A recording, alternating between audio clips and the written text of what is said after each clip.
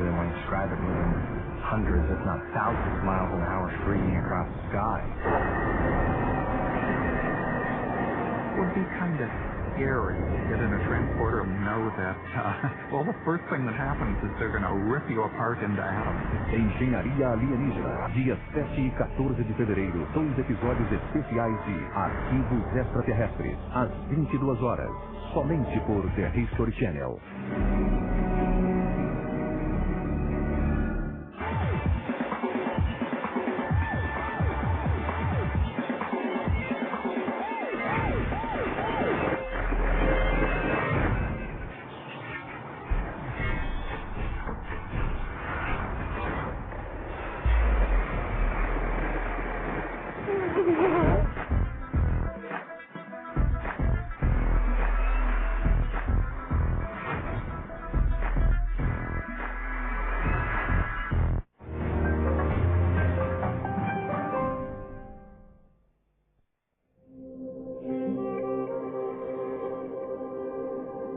Segundo a crença muçulmana, no século VII, os versos do Alcorão foram revelados por Deus ao profeta Maomé.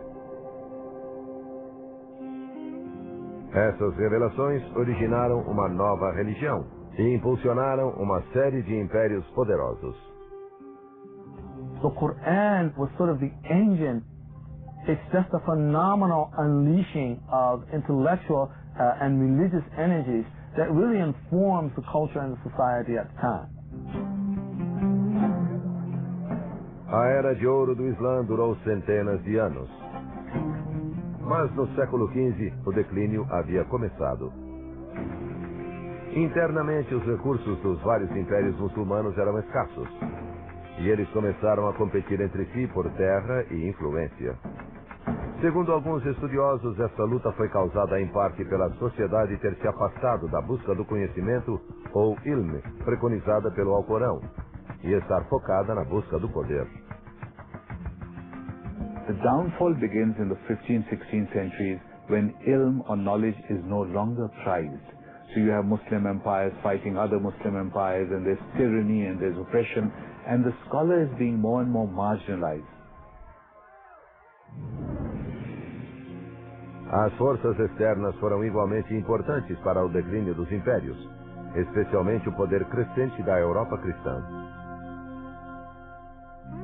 O último dos grandes impérios muçulmanos foi o dos otomanos. A partir da Turquia, o Império Otomano começou a crescer no século XV e expandiu-se até os portões de Viena. Foi lá, em 1683, que as forças europeias bloquearam decisivamente a expansão muçulmana. Por 2 meses, mais de 200.000 soldados lutaram fora das muralhas da cidade. Finalmente, o exército otomano foi derrotado. A partir daí, a influência muçulmana perdeu terreno para os poderes europeus. Sem que houvesse uma autoridade política central, interpretações diversas do Islã espalharam-se por todo o mundo muçulmano.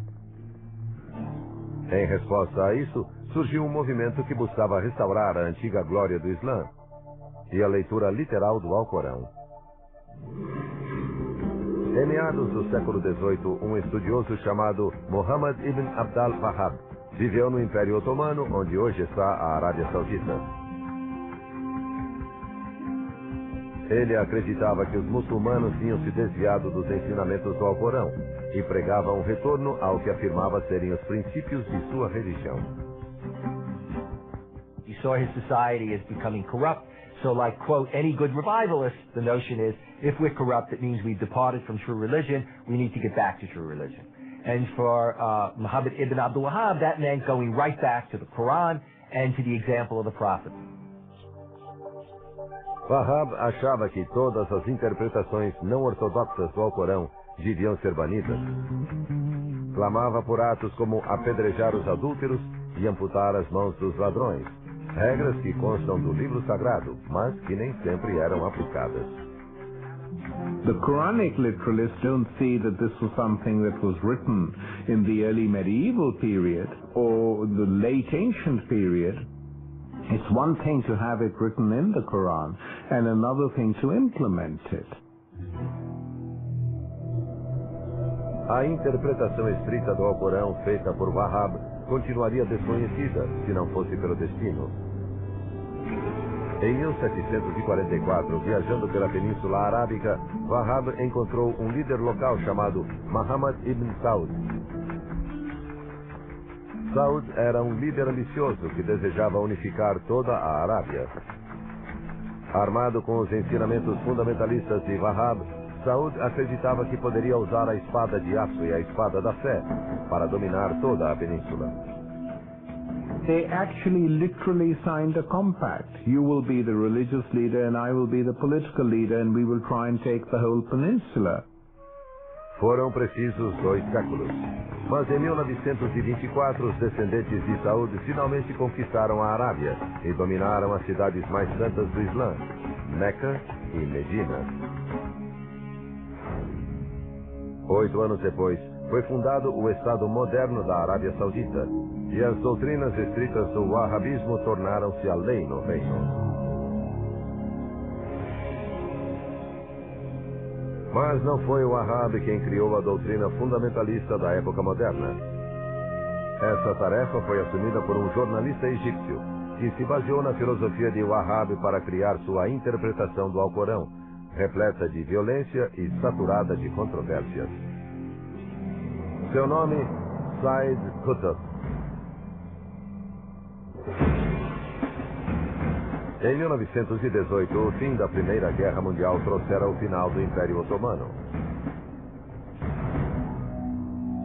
As terras árabes no Oriente Médio foram divididas entre os poderes coloniais europeus, que estabeleceram regimes profanos e opressivos.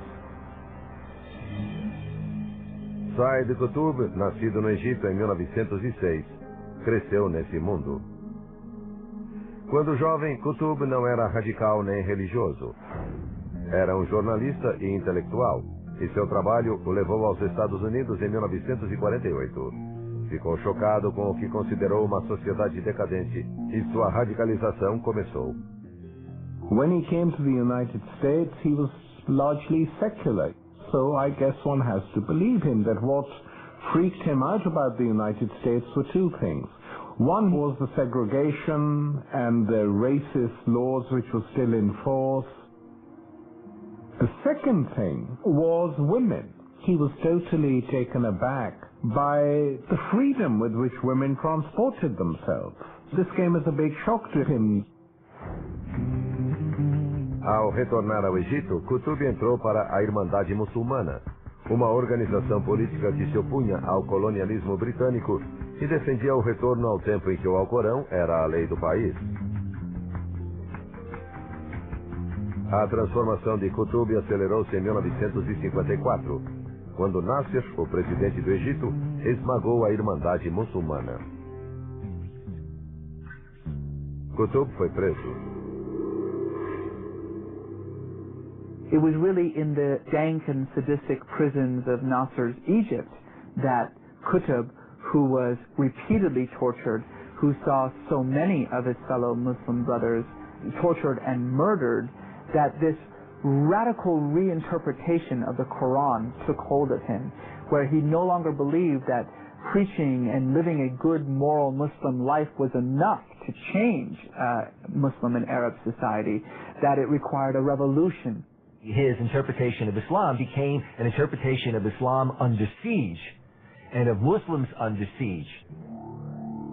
Na prisão, Qutb escreveu 2 de seus trabalhos mais importantes: um comentário sobre o Alcorão e um manifesto político revolucionário intitulado Marcos Históricos.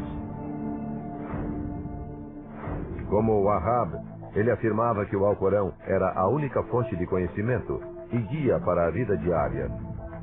Qutb acreditava que o Islã só poderia ser salvo se voltasse para a verdadeira fé. Também encontrou no Alcorão a justificativa para a luta armada contra os adversários. What Said Qutb did is to go to the scriptures and, in effect, say, look at the scriptures, look at those sectors of the scriptures that talk about what do you do when you're under siege, what do you do when it's a war between belief and unbelief, and he used those texts to legitimately